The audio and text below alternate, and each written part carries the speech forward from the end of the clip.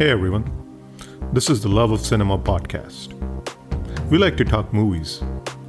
If you like to talk movies too, you come to the right place.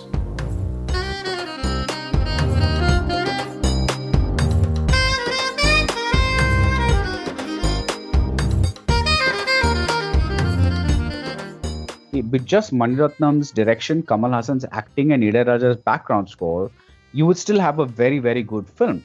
But what makes the film elevates it into a cinematic realm is what PC Sreeram does. And that's a very, very bold series of formal choices. And I think that's what really smacked everyone like, wow, what is happening here?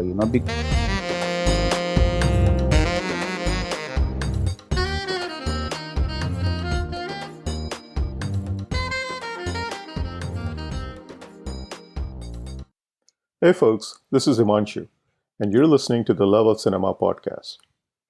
Much excited about today's episode, where we'll be chatting about a film which has influenced some of my favorite storytellers and films.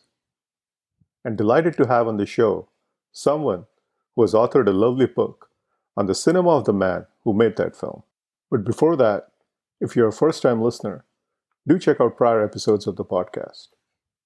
You can find all episodes on Apple, Spotify, Stitcher, or any of the other pod apps. If you enjoy long-form, organic conversations centered around Indian cinema and streaming shows, Love of Cinema podcast was created for people just like you. So do consider subscribing. And please do rate and review the podcast in Apple Podcasts, as that will help others with similar taste discover this podcast. So if you like the episode, please rate and review us and help us spread the word. That would be much appreciated. Back to today's episode. In 1987, a promising director, a reigning film star, a legendary composer, an innovative cinematographer, and a brilliant production designer collaborated on a film which would become a landmark in Indian cinema. Now, it wasn't the first time that a terrific team of artists and technicians was working together on a film. But as we all know, a terrific team doesn't necessarily lead to a terrific film. In this case, as our guest puts it, there was a magical alchemy, which is far too rare. The film, of course, was Nayakan. Personally, I'm fond of Nayakan for several reasons. It's my favorite Mani Ratnam film. It also has, like I said before, influenced some of my favorites like Parinda, Satya, and Vastav. And Nayakan also draws upon some of my favorite films like Once Upon a Time in America and of course The Godfather. It was an absolute no-brainer when it came to reaching out to a person who would be a great guest for this episode. And I was much delighted when he accepted the invitation. Baradwaj Rangan is a national award-winning film critic and the author of Conversations with Mani Ratnam.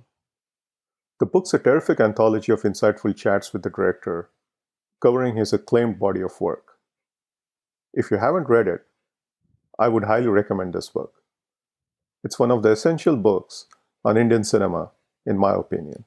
Baradwaj and I chatted about the craft of Nayakan, Mani Ratnam, the formalist filmmaker, Kamal Haasan's departure from Star Signature for the role of Velu, the dynamic between Velu's daughter and Velu, Raaja's stunning background score, DoP P Sreeram's groundbreaking work in the film, our favorite moments from the film, and the film's legacy.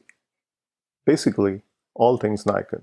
I also asked Rangan if we will ever get to see an out-and-out action film by Mani Ratnam, a genre which the director has confessed his love for on several occasions.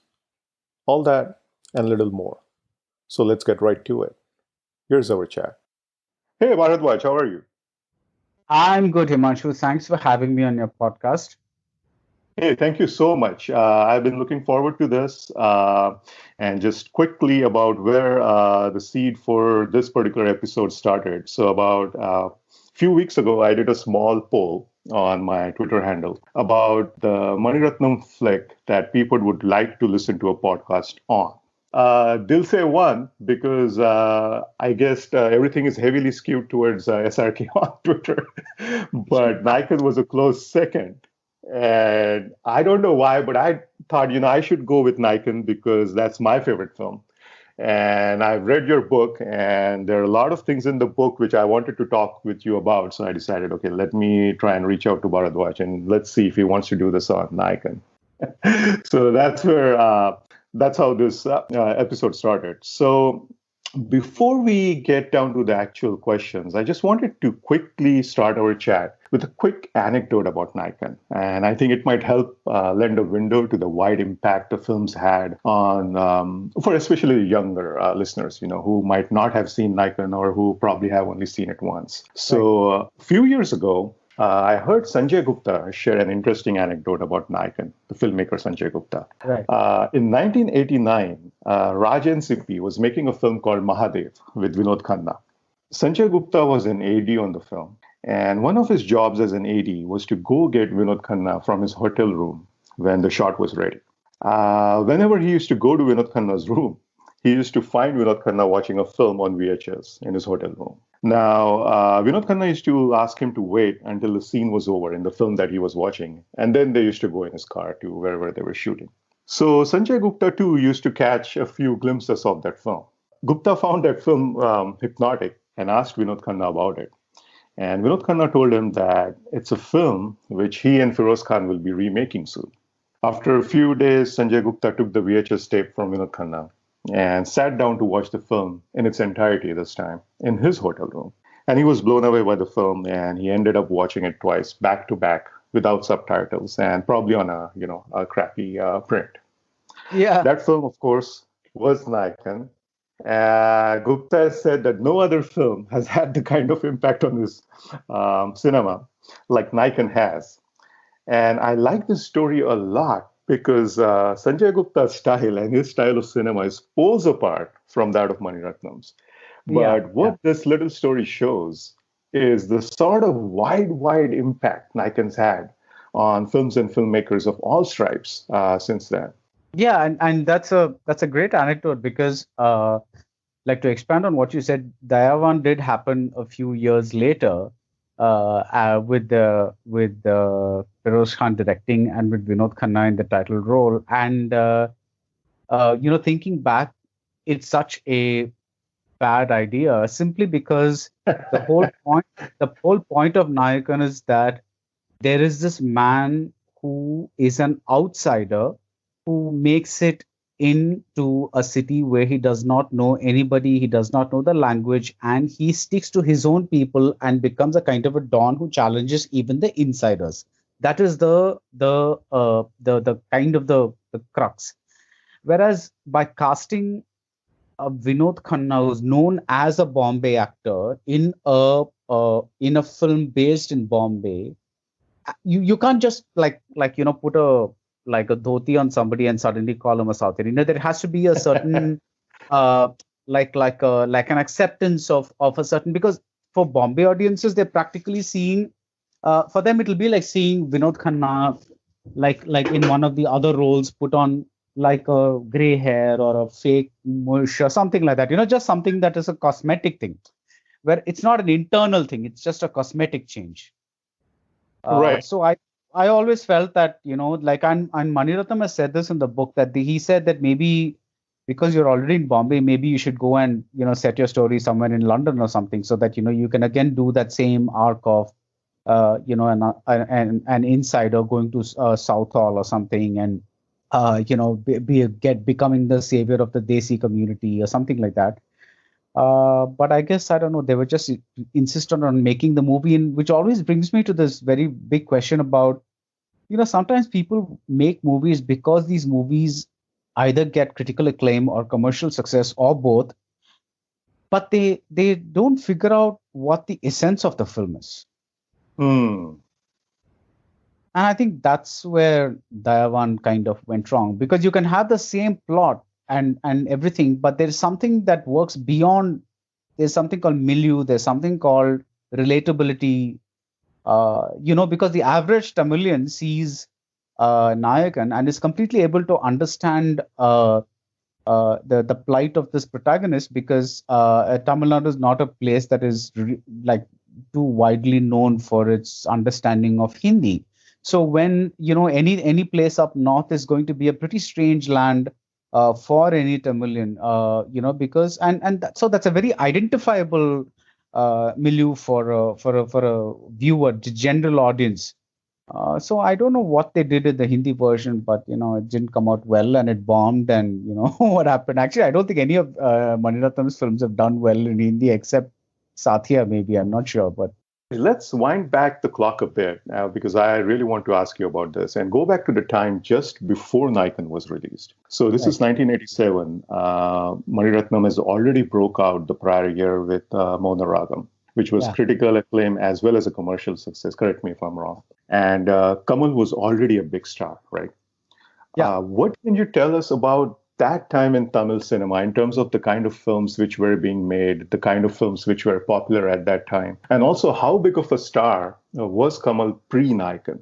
See, Kamal became a huge star in the 80-81 phase. And he really became a sort of pan-Indian star, because around 80-81 he had a huge Tamil blockbuster called Sakalakala Vallavan, and he had a huge Hindi blockbuster in 81 with Ek Duje Ke Liye, which is like it was like a double whammy almost at that time. It's like very rare for South Indian heroes to go north. South Indian heroines have always gone and prospered in Bombay. Like you have a whole number of them. You have Sri Devi, you have Vaijayantimala, you have Hema Malini, you have a number of examples like that, Rekha. But heroes, it typically doesn't work. So for somebody to go, so he was really very hot at that point. Of course, like any hero, he had his ups and downs, and not every film did well. But I think around that time, what was also happening was that he was trying to look like regain his mojo, because he had acted in a number of commercial films. And the ratio of these mainstream commercial films, which are very necessary if you're a star, to the kind of little personal, intimate projects, where you might want to explore the actorly side of you, that the ratio was getting skewed towards the commercial side. So I think this came at the right moment. But I don't think he was prepared for what the film finally became. I don't think Mani Ratnam himself was prepared for because this is one of those very rare coming together of somebody at the peak of every, like Ilayaraja is the biggest musician there. Kamal is the best actor there. Mani Ratnam's happening. Sreeram is there, the cinematographer. Tota Tani. So I'm saying is the production designer. So I'm saying that even if all of these people are not PC was not yet the PC Sreeram. That's what I'm saying. So, but at the same time, they all somehow got together, and there was this magical alchemy that elevated each other's work, and produced that. And I always tell people today that don't see Nayakan on one of those YouTube prints, because that is not the way it is. The contrasts are gone. These are faded videotape prints or whatever it is. So yeah, so that was the general milieu in which it appeared. And Mauna Ragam was, yes, a kind of a critical success, and I would say a modest commercial hit, because it did well in the so-called A centers, the bigger cities. I don't think it really went deep into the into the interiors, because it was a it was a kind of what one would call an upmarket film about a woman facing this problem, accepting a husband, and things like that. And it's not usually like anywhere else in India. The things that do well are hero-centric, action films or whatever it is. That's the kind of stuff that do well. So he'd found, but the thing with Mauna Ragam is Mani Ratnam found his voice after a series of films, and he found his confidence to do the thing that he wanted to do. And then Nayakan happened and because he got the actor that was a dream for any director, I think that really skyrocketed both of them. Yeah. And coming back to what you said was the crux of Nayakan, and Mani Ratnam made a string of films where the seed premise of the film is, like you said, that of an outsider landing in a new city, a new Yeah. place. You could argue Roja is essentially that. Bombay is same. Dilse Maunaragam. could fall in that. Maunaragam, right? Yeah, yeah. But do you think that really it kind of the peak of that was Nayakan? Because, or rather, not the peak, but it's perhaps the epitome of that particular like the seed premise. Yeah, because everywhere else you have people coming and dealing with their situations. But here you have a person actually rising and becoming some kind of a Superman, like it's based on the story of a real life Dharavi Don called Varadaraja Mudaliar. Right. Uh, and Mani Ratnam, when he was studying in Bombay, he kind of he did his MBA in Bombay. And when he did that, Varadaraja Mudaliar was one of those people that he said he was fascinated by because he's this guy who's on the surface doing all these horrible illegal things, yet the people of Dharavi love him and they worship him like a god. I mean, and that contrast, he said, really intrigued him. Where he's this man with the spotless white dhoti and all that kind of stuff. And then he had this he seemed to be a religious person, and yet he seemed to be very comfortable with ordering kills and things like that. So that whole contrast was very kind of interesting for him, I guess. And so he had that core in mind, and then he fictionalized that subject, and and I think every like every like gangster movie kind of goes back to the Godfather and his predecessors. So there was a bit of that as well. So I think when I think he was really got a mix of the outsider angle, the gangster angle, everything just kind of fell in place. Yeah. In one of your pieces, you wrote about Nayakan, and I quote, Tamil cinema had never seen such pure filmmaking earlier, where every aspect of the cinema was A, designed, and B, exploited to the fullest. Let's talk about the craft of Nayakan. There are multiple shots which are filmed through doorways or framed likewise. Right. The lighting of the picture is just extraordinary because it's a very certain type of lighting. I don't know how to put it in words, but it's against sepia tone and it kind of heightens the drama. Also, the realism in the action was something new. One of my favorite scenes, and we'll talk about our favorite scenes in a minute, but just to, as an example of the realism, when Velu smashes the glass bottle on the cop's head, he hurts his Yeah. hand because of the glass splinters. Mm. And right after that, when Velu is chasing the same cop through the slums, at one point, he almost loses his balance and falls in the sewer. Again, adding a small, fantastic, realist touch to the whole action set piece, which was fairly new to, at least for a viewer of Hindi films. Yeah. Which scenes would you pick to highlight the film's craft? Well, in terms of sheer craft, I think the whole film, because see, one thing that I always keep telling people is that Mani Ratnam is not a quote unquote realistic filmmaker. He's a formalist. So for him, everything in the cinema book is a tool to tell the story.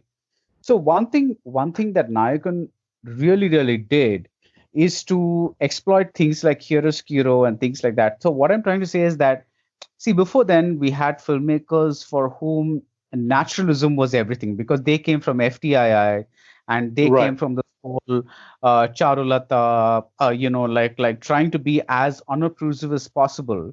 Whereas Right. Nayakan is the exact opposite of that because people are they're literally, you could say that they didn't have the freedom to move in certain scenes because the lighting would be on top of them, and if they moved even 1 centimeter, the lighting would be off. Yeah, so there's this top lighting, there is these shafts of light going stuff where, so everywhere there is what I mean by that, I'm not saying it's artificial. That's a different word altogether. What I'm saying is that more than realism, it's the creation of a certain kind of stylistic mood.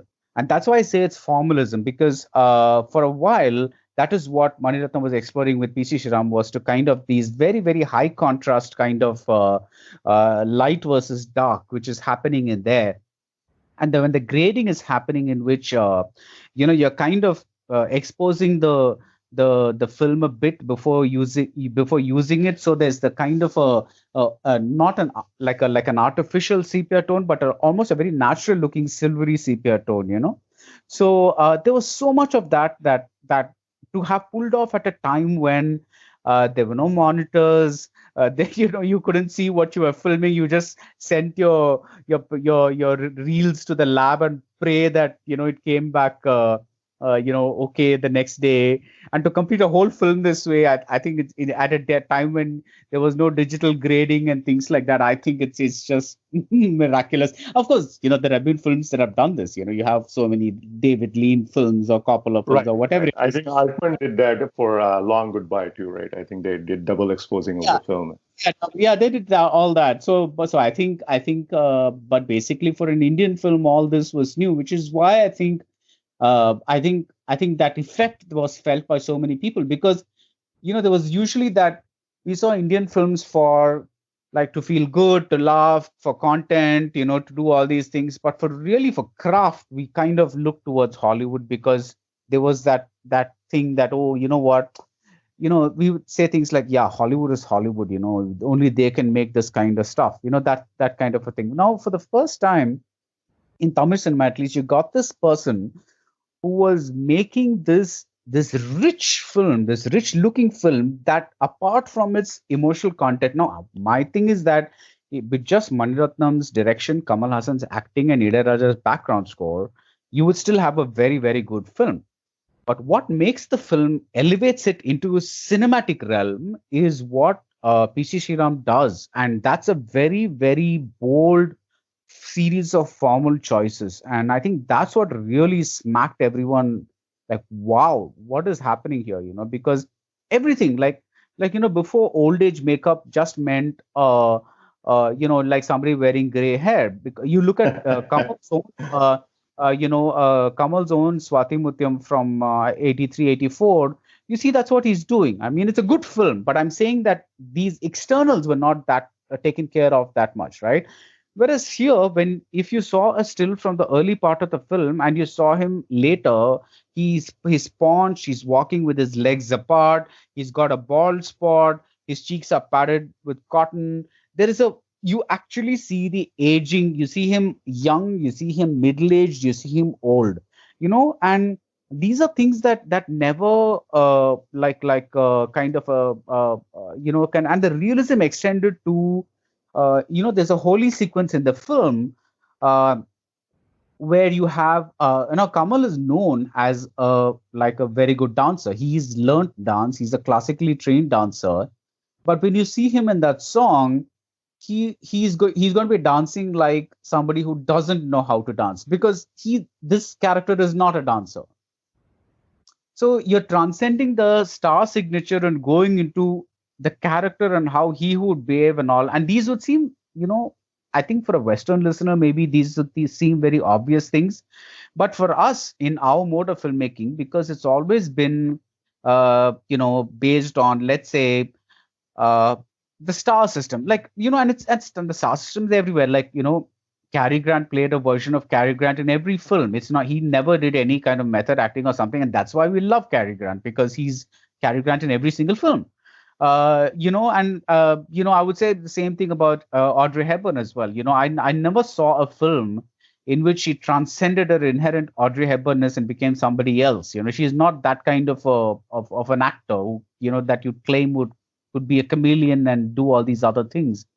But for Indian, but a lot of Indian cinema was based on this star signature, and to have suddenly a star broken out of that and doing all these things, and a star in his 30s, when you could still be romancing and doing all these other things. I think that it was a series of what that film meant in the milieu of Tamil cinema, what it meant in terms of this particular directors, technology, acting, everything. I think that's why I'm saying to date people just keep talking about that film, because it's just one of those films that comes along in a very, very like a blue moon kind of thing. Right, right. And it's interesting how you said that Mani Ratnam is not a realist. And I wanted to talk about a few of my favorite scenes from the film. And this rings true what you just said about that. Because they're just so well crafted. I mean, at a symbolic level, in terms of foreshadowing. So I'll just quickly rattle off some of my favorite moments, and I would love to hear your takes on them. But the first couple of scenes are between Velu and Surya.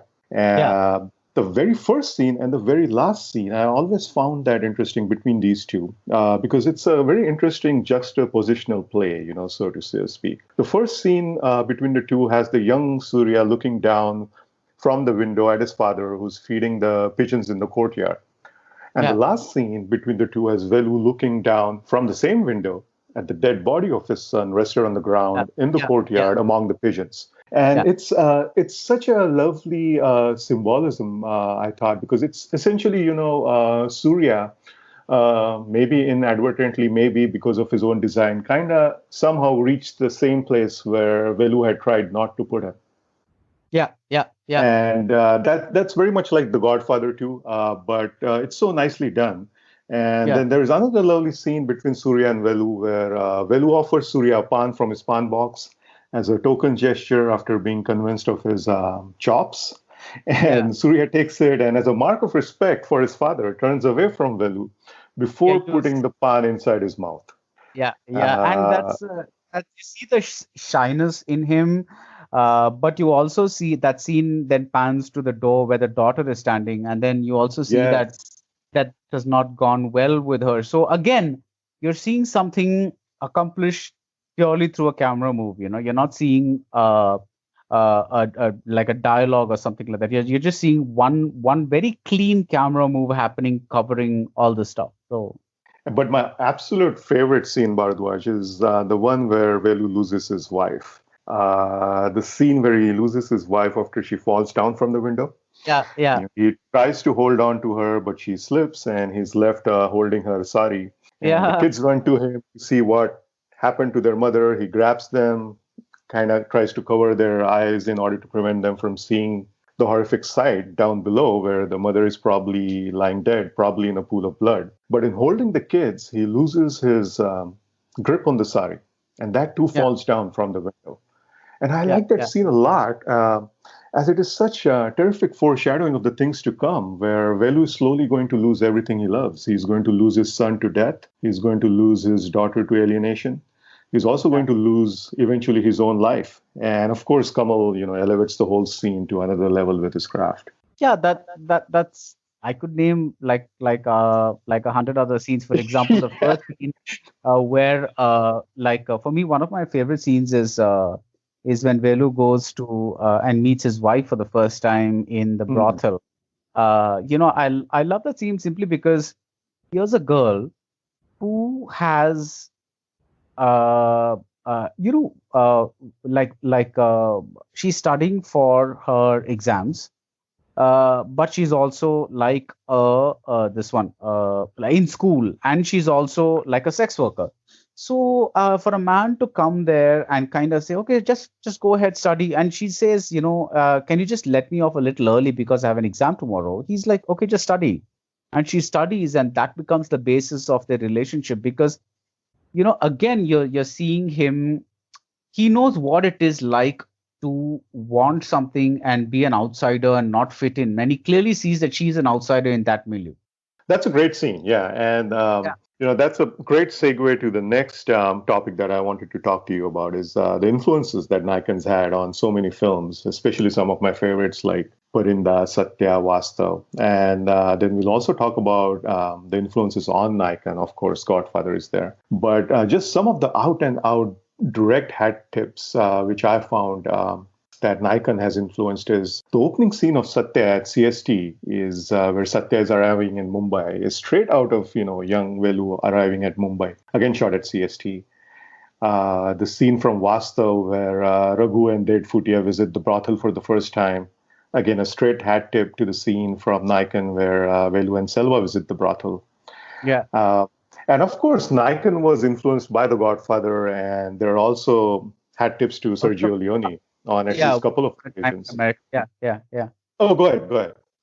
Once Upon a Time in America. Yes, Yeah, yes. The salt yeah, bags attached to the smuggled yeah, goods yeah, harks yeah, back to yeah, Once Upon a Time in America. And like you mentioned in your book, at the very end, when Velu falls down after being shot dead, we see a fly on his arm. Again, a nice little detail that's a nod to Leone. But coming back to the Godfather analogy, I wanted to ask you about an interesting contrast between the elimination of the rival sequence from both films. So in The yeah, Godfather, it is intercut with the baptism of Connie's baby, right? yeah, And in Nayakan, it is intercut with the last rites of Velu's wife. yeah. I found it rather interesting. What do you make of it? Okay, so first, I think it's a you know it's a great scene in both the things because in both the films, but I in one you're kind of it plays out like I think the counterpoint in Godfather is much more powerful because here you are doing something sacred. It's the sacred versus the profane. It's like you're doing something very sacred, something in a church. The priest asked him, "Do you renounce Satan, Michael Corleone?" And he said yes. And at that very moment, his underlings are carrying out all these satanic deeds. So I think the irony is much more pronounced. Whereas in Nayakan, it comes out more like an act of revenge because you killed my wife. Now I'm gonna kill all these people. So I think there is and I think that's why Nayakan maybe speaks very directly to us because as an audience, as an Indian audience, I think we respond more to personal vengeance rather than something more abstract like the killing of the five families. Right. That has a certain context to it, and Yeah, that's a different, right. that's a different thing. And I really think that because of they've linked the murders and things like that. I think the personal vengeance aspect of it makes it very thing because I think it's very important to know. See, through one commonality between Godfather and Nayakan and a lot of gangster epics actually is that the real bad side of these people is kind of soft pedaled, right? Right, right. So the sense that you know that Don Corleone did a series of atrocious things, illegal things, and completely, something that should never be, like we don't even want to find him in an enemy, let alone a protagonist we're supposed to empathize with.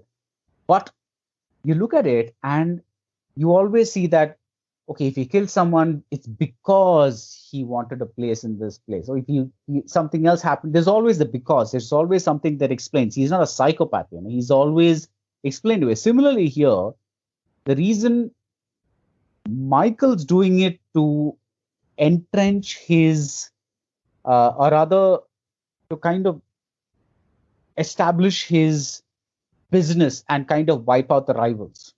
Further his powers, right. For his powers, which is again, that's what I'm saying. It's fantastic, but it's also for an Indian audience, I think, little less personal, a little more abstract. Whereas here, Velu is doing it because it's not because he wants to expand his business or whatever it is. It's like I've had enough. You killed my wife. Now you guys are dead. And I think that linking of the Godfather figure himself to these deaths is kind of crucial, which is not there in the Godfather at all. Because in the Godfather, it's a Michael who carries out these other things. The Godfather himself comes across like a very benevolent patriarch. But I think that's why this revenge makes it very personal. And two, it kind of it's one of the rare instances where we see him performing like these flagrantly illegal deeds that will come to haunt him later. And that's why with Indian filmmaking, this is what is so fascinating because I would love for somebody to put aside these films and juxtapose them and contrast them because even at the end there is a certain morality that comes into play by means of the daughter who's chosen to marry a cop for the simple Right. reason that she was born in this family, and she wanted to ensure that at least the succeeding generation would have the would be born of somebody on that side of the law rather than this side of the law. So there is this whole moral factor playing as well throughout the thing, though we ourselves don't expect that moral factor, because for us, Velu Nayakan has done all these things because he was oppressed, because they didn't let him rise, because they didn't do this, because they didn't do that. So that's enough for us, right? We don't need this other thing. But the film doesn't let him get away with it. The film places a moral judgment on him and says, listen, you may claim that you did all these things to just to save your life, because you didn't have any food, you didn't have anything, you all these powerful men, which the Godfather calls the Pezzinovanti, all these people have kind of the establishment have kind of got their claws into you. And so you really, the only way think that you can do is kind of take the illegal way out. But the film does not let Kamal get Velu get away with it, because it's like, I'm sorry, but you did all these things, but there is still a moral authority that you got to answer for. Right. And there is a price to be paid. Yeah. Right. That's interesting what you said about the daughter. That's also a very interesting part of the script, I thought, that, where she has this sort of a quote unquote bad blood complex, where she feels like she has to marry someone, like you said, on the other side of the law to absolve herself of the sins of the family that she comes from, especially her father. I find that a little bit problematic at one level, but I totally see that how that plays into the story. What's your take on it? Well, first tell me why you find it problematic, so that might help me, like, Sure. The piece which I find problematic is the piece where the daughter has to kind of put herself over the line to the other side of the law, like you said, in order to wash her sins away. And I just find that the whole thought behind that a little problematic. And I might be in the minority, but I just thought that was a little concerning.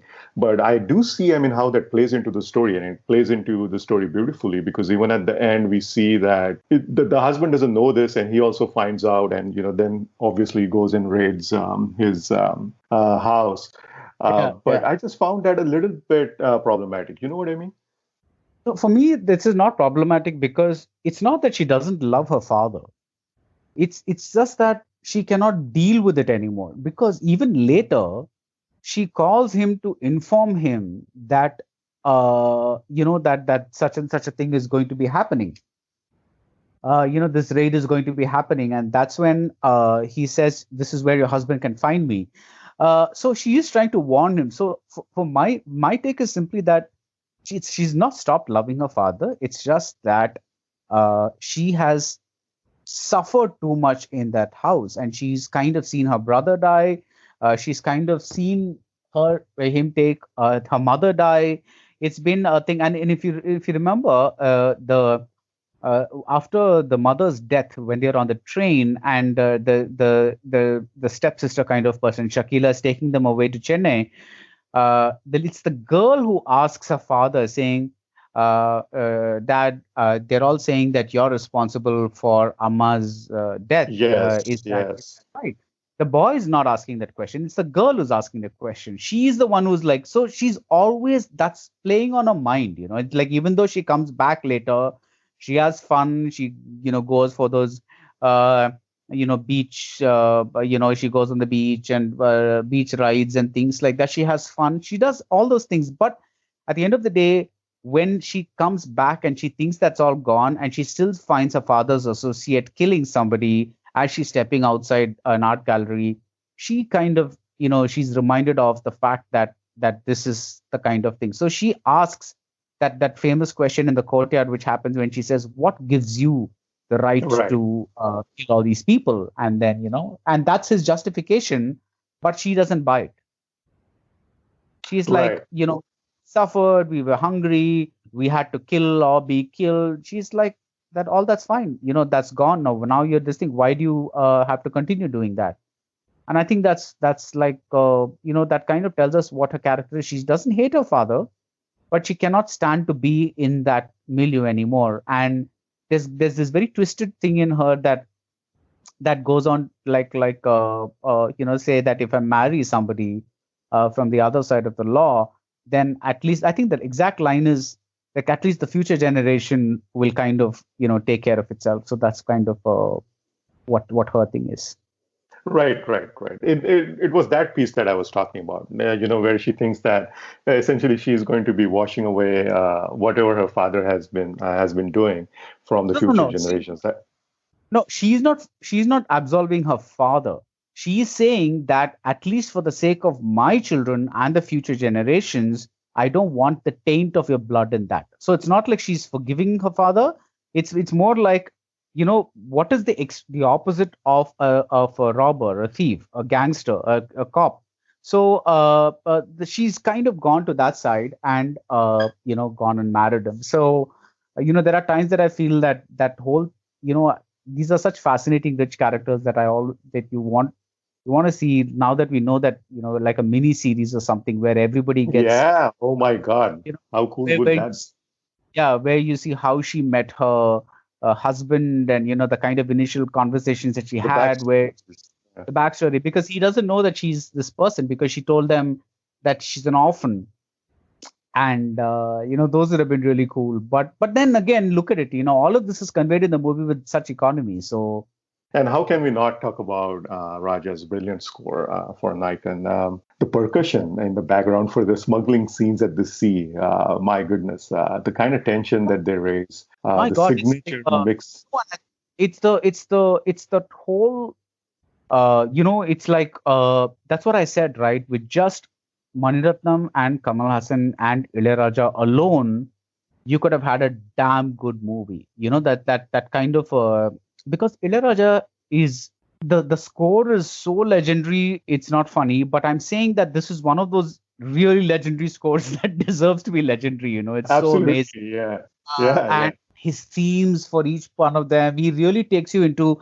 And I think the one thing, that idea that Mani Ratnam had was great, which is to have this one song that would encapsulate Velu's life and then be repeated at key moments. I think that's a really really nice idea, because it kind of becomes a refrain through which we understand what state of life he is at that point. And I Right. think that's also a great so it's just, that's what I'm saying. So each person was prodding each other, inspiring each other to I can just imagine Ilayaraja's, when he saw the footage that was offered before him, because this is the man who's done magnificent scores for the worst of films, right? So when you get a movie like this, and like you just kind of, I guess, you just get into a higher gear than usual. I'm just guessing, because it's so it's that combination is so rare, because even after Nayakan, you have so many instances of various people coming together for where various people at the top of their fields coming together, kind of thing. But for sure, that kind of emotional impact, and for something that people are still talking about some 30 years from now, from the release date, I don't think there have been too many films like that. True, true. I think and also the background score, the music, definitely the songs, but the background score is just one of the aces that the film Oh, holds. absolutely. So you cannot even like right now. Yeah, I can't even imagine. That scene where Velu meets his future wife. That entire scene, the way it's scored, the way it falls. It's absolutely one of the, and it's the theme music of the film. Yes, yes. This And it, is his wife's introductory scene, right? yeah, yeah, yeah. Oh, it's just, I'm just thinking about it, gives me goosebumps. It's just one of those most amazing scores that Raja's done, and that's what I'm saying. See, he's a man who regularly churns out great scores for kind of what to say, the most generic of films, Run right? of the It's mill movies, yeah. kind of says, okay, let me see. It's almost like he puts on a thinking cap and says, okay, let me see how I can save this movie from itself. That's kind of, let's try to at least something. So when you get no, which is not to say that he's worked earlier with Balu Mahindra, with Bharati Raja, with Mahindran. So he's worked with good directors before. But this kind of, it was such a new thing then, that with the lighting and the cinematography and the production design, the authenticity, everything.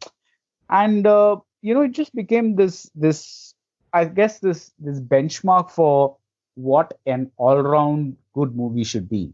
Finally, Baradwaj, Nayakan is a bona fide classic, like we just talked about it, but it did come at a price. And the price was of never getting to watch an urban slick action thriller directed by Mani Ratnam and starring Kamal Haasan. Yeah. And and for those who don't know, what I'm referring to is that Mani Ratnam wanted to work with Kamal Haasan, and he either wanted to make an urban action thriller along the lines of Beverly Hills Cop or Dirty Harry, or the story of an underworld dawn. And Kamal happened to pick the latter, and rest is history. But was that a price worth it? I definitely think so, because I do feel like I do feel that there is still something that the action genre in India is not especially something that's really broken through. It's only now with films like War that you're really seeing people spending big money on big, really see, because action sequences, they're almost like they're their own kind of song. It's not just punching people. It's like the cinematographer has to capture the right angle, the editor has to edit it in just the right way, the stunt choreographer has to do all these moves that it could be the millionth bike chase you're seeing, but the action choreographer has to figure out a way to do something that will make this bike chase better than all the bike chases you've seen earlier. So there's definitely that element of action in Indian cinema that hasn't really broken through.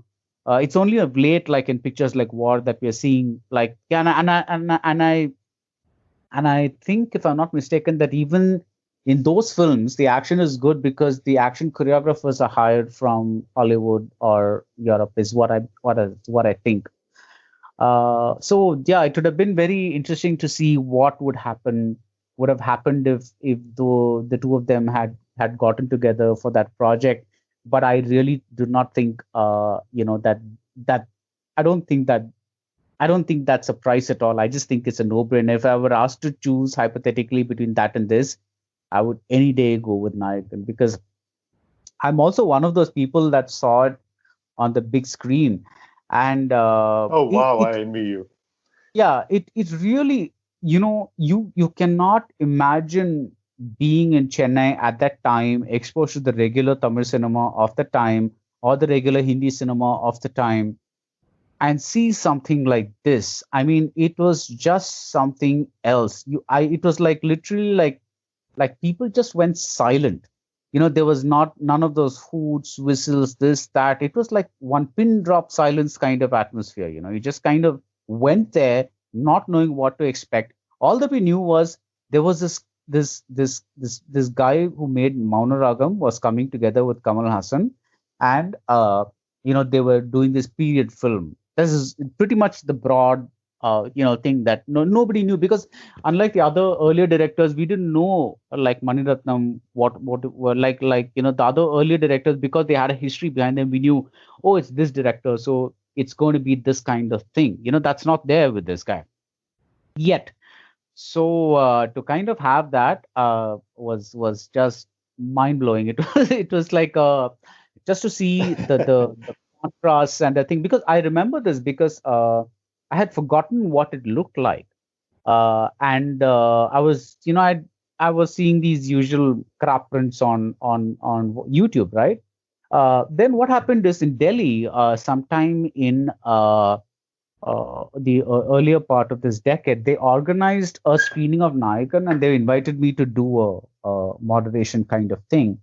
And for that, they asked if I could get a print from Mani Ratnam's office.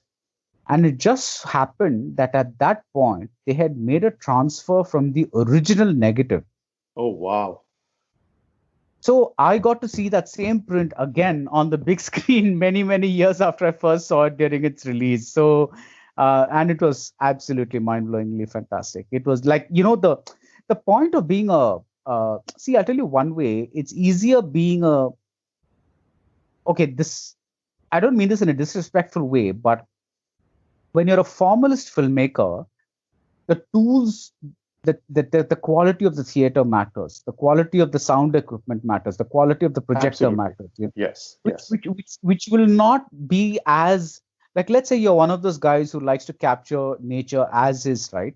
I'm sure there will be a loss in some of the quality, but you won't feel the effect that much if you see a slightly degraded print, because there is still because you're shooting in natural light. But when you have this very controlled light, when you have this very sharply created contrast and things like that, you just like lose it if the theaters, the projection or the picture quality, you like, it's almost like 40% of the power of the film is lost. Right. The exhibition makes a huge difference in terms of your experience of Yeah, the film. because that's why when I almost expect some people to kind of come up to me and say, you know what, I don't understand what the big fuss about this film is. Yeah, this guy's a gangster, but then the thing, but that's what it was. It was like seeing it like then, and I wish that at some point, these formalist filmmakers like Mani Ratnam, at some point they just put out DVDs of all their work from the negatives, because that's not a problem from when they started shooting in digital, but I'm talking about from when they were shooting on film.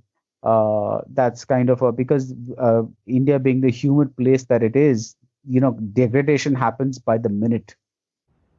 Right, and right. and I just hope that at least some of these prints survive, and that good negatives can come of them, so that people can see what happened, because it's definitely a part of an important part of Tamil film history. Right. Now, as things stand right now, Baradwaj, what's the best destination, or what's the best physical media edition of Nayakan that people can seek out? Ugh, I don't know. I suppose go to his office and ask them if they have have. That's not going to be possible for a lot of people. Yeah. I don't know. I let me Because let I me know there is a print on Amazon, but even that, I mean, it's it's I wouldn't call it a respectable print. Yeah, it's not, because that's what I'm saying. So those guys in Delhi have it, and I have one copy, and then I guess Madras Talkies has the thing. I don't know when they're going to release it, but that would be really great if they do. So You have an actual physical copy? yeah, because they gave two copies for the Oh, Delhi thing. wow. Like That's wonderful.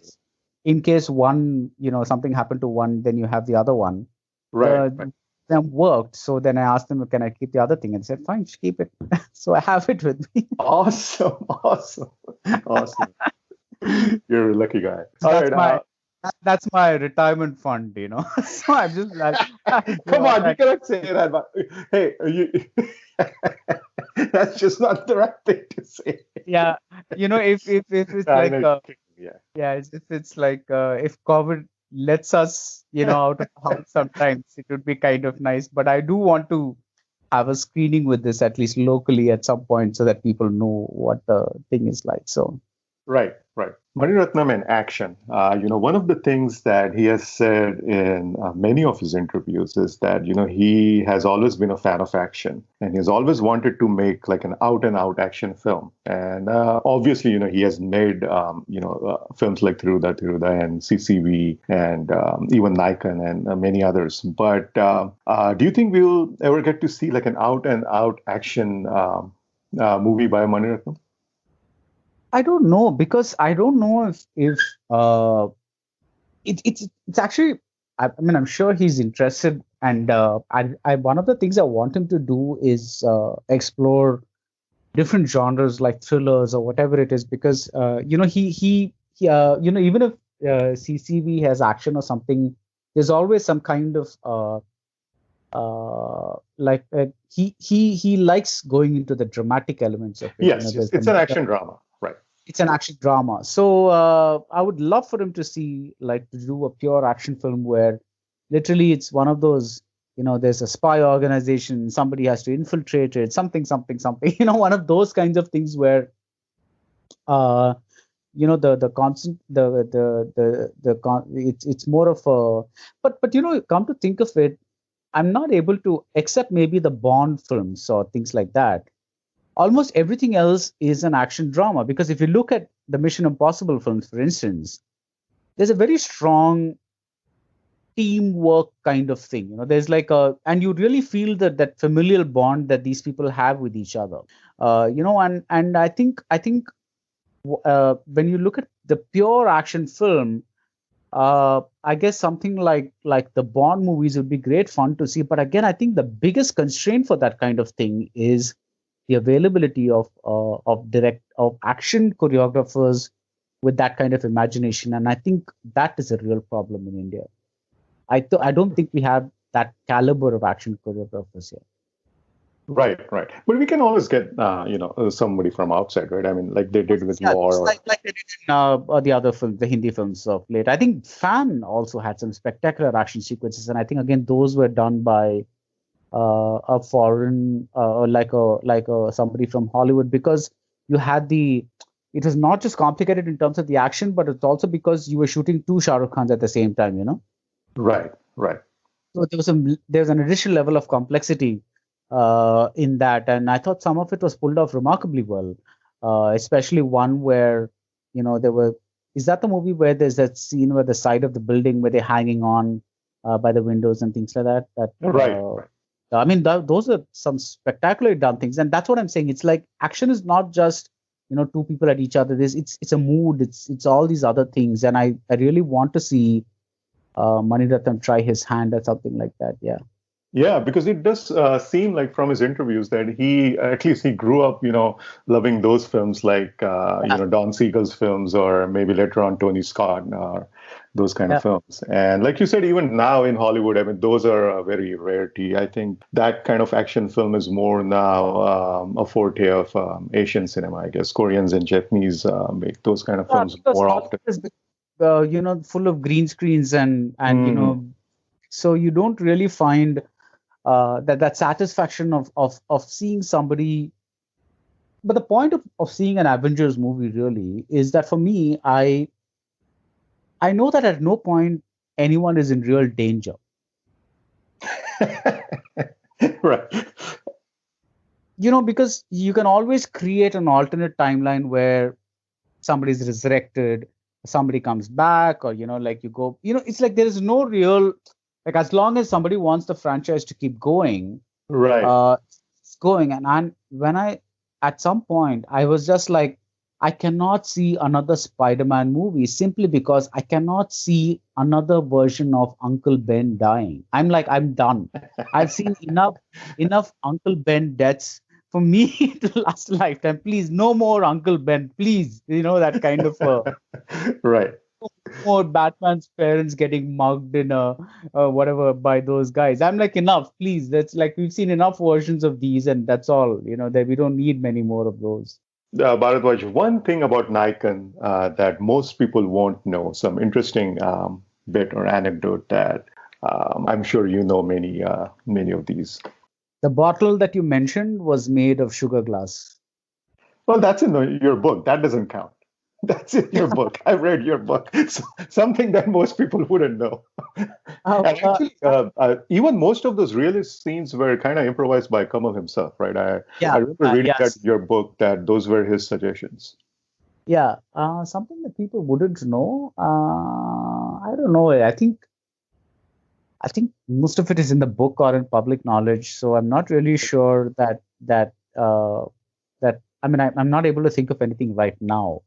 Okay. But I think to have the heroine as a newcomer, to cast her as like a married woman, like a sex worker and a married woman. There's like these are all things that one didn't do at that time regularly. To kind of have the heroine as because at that point in Tamil cinema, virginity was a big deal, and it was associated with marriage, and to kind of be a sex worker was not something that the heroine did.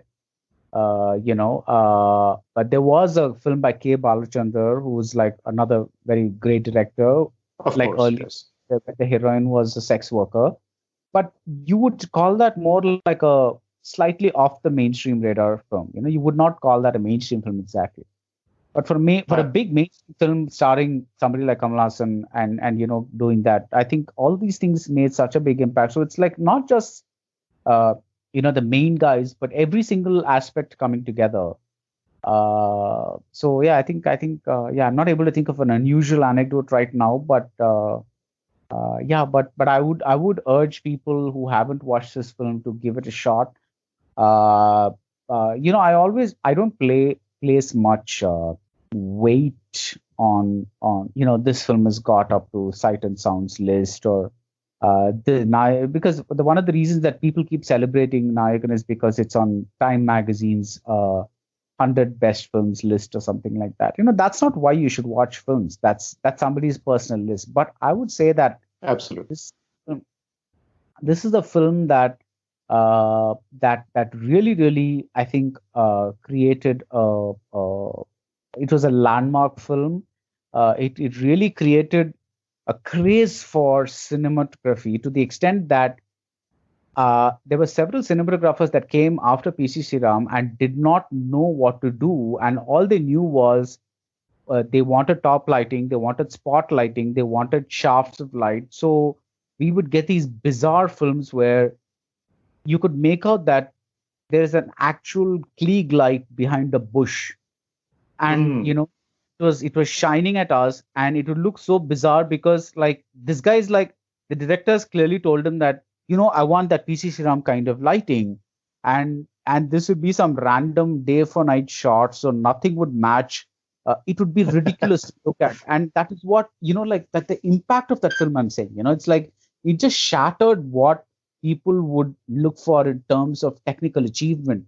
And I know that even to this day, there are people who say that technique is not important. All that's important is a good story. But I've always believed that if you just want a good story, you might as well write a novel out of it. You don't need to. Cinema is a language, and if you're not using that language to the fullest, then I don't know why you need to do that. And I think Nayakan is one of those few films in Tamil that use that language to the fullest. I was going to ask you this. At the time of the release, what was some of the criticism of the film? There was no criticism at all. People were just like literally gobsmacked. So I think they Okay, so just, everybody was essentially blown away. yeah, they were. Nobody knew what to make of this because, like I said, this is the kind of stuff that came out of Hollywood. No, nobody knew that. I mean, people in Tamil Nadu, the National Awards Committee that year, I think it was headed by Shyam Benegal. They were just releasing statement after statement saying they were stunned by what happened here, and PC Sriram won his award. They were just like they were stunned by the quality of films that were being made here, and that was what was happening there. And Mani Ratnam did not get the best director, right, that year, the national award. That went to somebody I else, right? think he's gotten it for best film, but as a producer, but I don't think he's ever gotten a best director award. Wait, I thought he got that for Mauna Ragam. No?